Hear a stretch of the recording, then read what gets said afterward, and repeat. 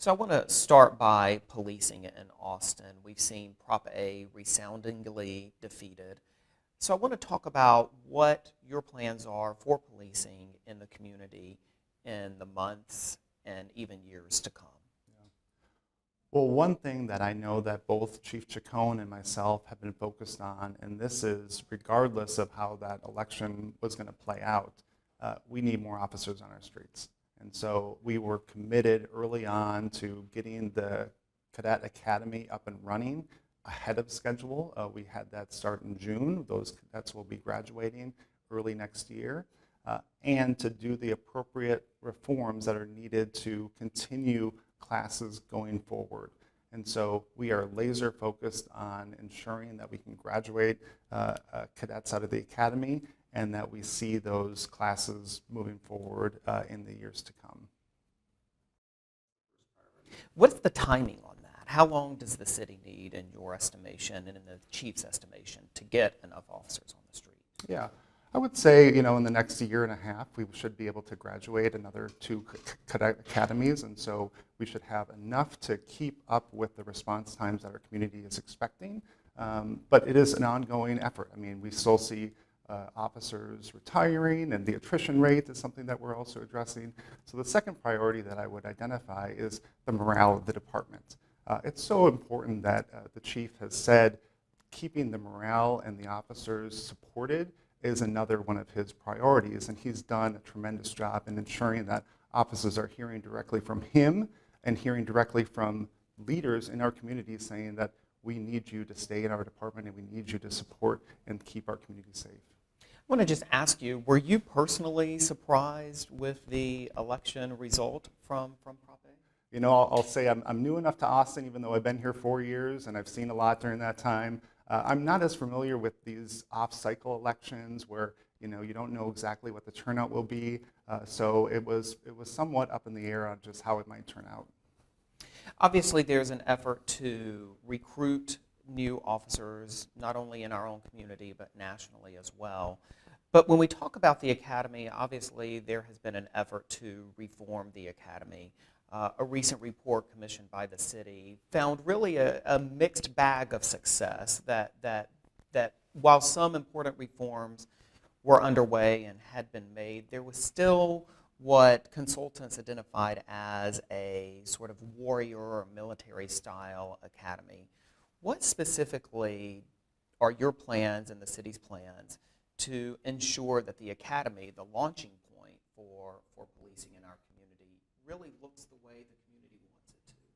I'd say 2 things. One is a recognition that it's important to keep the community engaged in that discussion, and so we've been proud of the fact that we're opening the door for community members to look at the curriculum itself, to look at the videos that we're using to train the officers, to get their feedback on how might that influence the officers as they exit the academy. How do you ensure that the officers themselves have enough context around policing in not just Austin, but in America? How do they get connected to community organizations during the course of the academy itself? So one is just getting the community to be engaged with the reform efforts around the curriculum development. The second is a recognition that this is a continuous improvement effort. We're never going to have a perfect academy. This is always something that we're going to be evolving and reforming and adapting based on the situation and based on the current dynamics. So this is a new effort that we're really putting a lot of time and attention to, but it hasn't changed the fact that the academy has been changed in the past and it will continue to change in the future. I want to ask you, with regard to just overall police reform, obviously last year in the wake of George Floyd's murder in Minneapolis and controversial incidents here in Austin, there was a widespread, very vocal call for police reform in our community. How do you ensure that the city really stays focused on that, and the police department stays focused on that, and that those demands for change really don't get left behind or forgotten? One thing is a recognition that changing the department has always been a part of how we have evolved as a community. The City of Austin and the Austin Police Department continue to make reforms, and even though there's a very important and significant emphasis on reimagining public safety right now, there have been efforts in the past, and I'm proud of those efforts that we've been a part of. The chief selection process allowed our community to really identify and assure that we had the right leader at the top of that department who would continue with these reform efforts. I heard from countless individuals over the course of the summer when we were doing the recruitment on how they wanted to see the police department interact with the community in the future, how they wanted to see those reforms really be institutionalized in ways that they hadn't been done before. The selection of Chief Chacon really allowed us to say, this is the leader who's going to take our department and continue to evolve and change and make sure that we are meeting the community's expectations and showing the values that our community needs to see from the department. Can you commit, it sounds like the answer is yes, but can you commit to a level of accountability within yourself and within the department as well? Absolutely, and I have given that commitment and support for not just the chief, but this is a citywide effort. It takes the community to be involved in that process, to have us think differently about how we perform not just law enforcement services, but other ways in which we can keep our community safe. We have seen how critical it is to engage with other departments within the city, our public health department, our Office of Violence Prevention, our EMS and fire departments, because they are all important in dealing with a reimagined response to our community. A great example is the addition of the option to have a mental health response to a 911 call. I mean, that's a significant change in when somebody calls 911, that they have that option to have that type of response as opposed to just sending an officer on their own.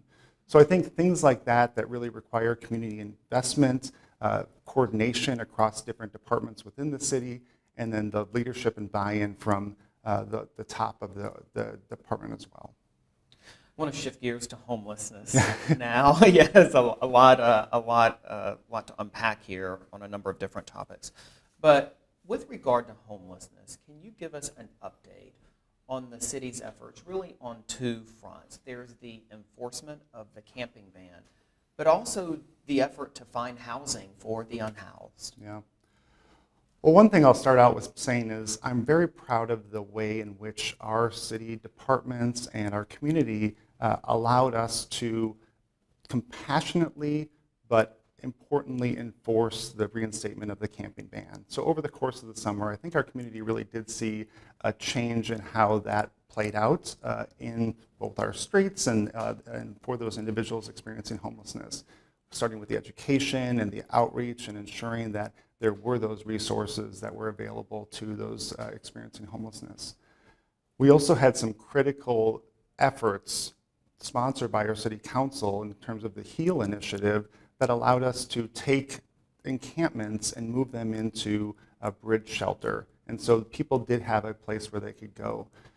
So over these last several months, we have seen a significant change in what people are experiencing and how they relate to people experiencing homelessness.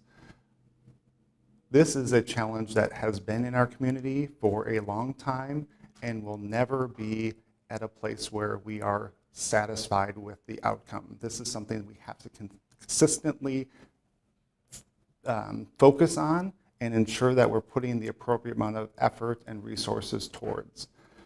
I will also say there is a recognition over the last several months that this cannot just be the city alone that's in charge of this effort, that this will take a community response. I have been so impressed with how other organizations in our community have really stepped up and risen to the occasion to provide services for people experiencing homelessness. The Community First Village, foundation communities that provide permanent supportive housing. We have so many great service providers, and I really want to lift them up and know that we are not going to be able to tackle this alone as a city. It's going to take a community-wide effort. With regard to clearing the encampments, though, where is the city in Yeah. Well, we certainly, as we have more resources available, we will offer those resources to people experiencing homelessness. We're looking at an assessment strategy because a lot of encampments have moved to less visible places, particularly in our parks. And so our homeless strategy officer is working with multiple departments, including our Office of Performance Management, to come up with a strategy and almost a criteria to say, how do we both identify the different encampments that are across our city, and then look at the risks and the resources that would be needed to clear them, if you will. So I think that is an ongoing effort. I think we constantly need to be committed to ensuring that we're addressing those that are most at risk for our community or those individuals experiencing homelessness. But it is something that's not going to change overnight, but certainly we are paying very close attention to how those encampments have now moved into places less visible. So with regard to city money being spent to address homelessness, $65 million in this year's budget, can you talk about how exactly that money will be spent? And also similarly, accountability around those expenditures and making sure that they really do result in what residents want. That's a great question. And I think it's an important one because we're also seeing additional resources that are coming from the federal government. And so not only are city dollars being used as they have been in the past to address and provide services for people experiencing homelessness, but we are seeing this once in a generation opportunity with these one-time resources that are coming from the federal government. And we are taking advantage of that moment and really engendering not just the city, but our county partners and our nonprofit and for-profit partners to come up with a broader plan of what is it going to take to really move people from the streets into housing. And so the strategy that has been developed in part with our homeless strategy officer, but with many community partners, is the first step in that direction. But we can't just hold ourselves accountable to achieving those results. We have to make sure that others are holding the city accountable too. And so we know that outside of the city organization, there's the Continuum of Care board, which is the ECHO board, which really allows us to see how those resources beyond city dollars are being spent. But we have to look at everything in context. Shifting to affordability, which is another huge issue in our city. When you think about the role of local government as it relates to affordability, what do you see as the role of the city in making sure that people can afford to live in Austin? Yeah, well, that's another great question because it is a challenge that we have always faced, frankly, here in Austin as our city continues to grow. One thing that's been surprising for me to see is just that we are seeing less rapid growth than even our surrounding neighbors. And so I was at a lunch with the Williamson County city managers recently, and they are growing at such a faster pace than even the city of Austin that we recognize that this is a regional challenge. And so to answer your question around local government, I think part of it is looking at the entire region and how we might be able to leverage each other's resources, think about a regional plan, ensuring that we're not just pitting one community against each other because, frankly, we are all in this together and we have got to be able to address the housing needs and the infrastructure needs as our city continues to grow. With regard to land use, can you just talk about that and the possibility of rewriting the city's land codes to allow more density? What are your thoughts on that process? Yeah. I think it's an important conversation that our policymakers will continue to have, and I know that they have revived the discussion around housing and affordable housing. I anticipate that will be the topic that our council will be discussing in this coming year. And so as we shift from executing the investments that we have been able to achieve through Project Connect and through some of the bonds that passed, to now looking at what is it going to take to make sure that we are providing more affordable options for people that are staying in our community and and coming to our community. And so that's really going to be a discussion that our policymakers will be having in this coming year. The answer to this question may be obvious, but I would still like to hear your thoughts. Why is affordability so important to the fabric of Boston? Yeah. I have been incredibly impressed with just how unique and magical Austin is. It takes so many different people to really define the culture of a community. It's hard to know what that magic dust is that has allowed this community to thrive. But one thing I do know is it's because we have such a variety and diverse population that is able to live, work, and play in this area. And so I think the ability for multiple individuals, regardless of their income level, regardless of their job or what they do for a living, their family status, they're able to stay and find this as their home. And so we have got to keep that availability for all types of people to be able to call Austin. As the CEO of the city as well, you're of course responsible for a myriad of city services in our community. With regard to growth and the explosive nature of the growth, how do you ensure that city services, anything from, that we have a 911 operator to pick up the phone to trash collection, how do you make sure that those essential city services are staffed in the months and years to come too? You can't take your eye off the ball. I mean, at the end of the day, as you described, local government is there to provide those core services, the meat and potatoes, if you will, keeping our community safe, making sure that we have enough officers, making sure that we have the 911 operators, the trash is collected, you can turn the water on, you can turn the electricity on.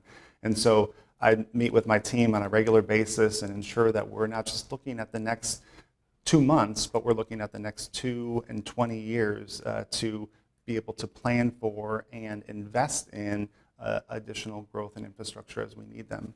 I'll give one example, because it is not just an Austin challenge, it's a challenge across our country around retaining the appropriate workforce. I mean, we're seeing real challenges in getting individuals to work for the city, and in particular, I'm dealing with one of them right now, which is truck drivers. And so the ability to keep the staff that we need for picking up our trash is significant. But I've really empowered our director of that department to give me the best options, the best creative ideas to keep and retain and hire more individuals so we can ensure that our services do not skip a beat and people know that when they put their garbage can out that it's going to get collected that day.